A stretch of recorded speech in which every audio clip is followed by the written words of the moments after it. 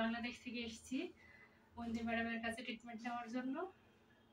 আগস্টে আমার ট্রিটমেন্ট প্রথম শুরু হয়েছে। পিক আপটাও আলহামদুলিল্লাহ ভালোভাবে সম্পন্ন হয়েছে।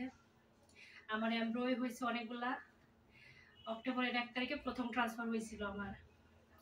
তো ওইটাতে আল্লাহর রহমতে পজিটিভও আসছিল, কিন্তু রিপিট টেস্টে নেগেটিভ আসছে। তো আমি খুবই হতাশ হয়েছিলাম।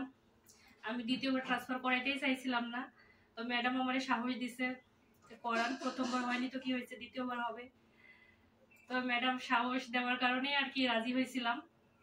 তো আল্লাহর রহমতে দ্বিতীয়বার ট্রান্সফারে প্রথমবারেও পজিটিভ, পরে 2বার রিপিট টেস্ট ছিল, সেটাতেও আল্লাহর রহমতে খুব ভালোভাবে গ্রো করছে। এখন তো আমরা অনেক খুশি।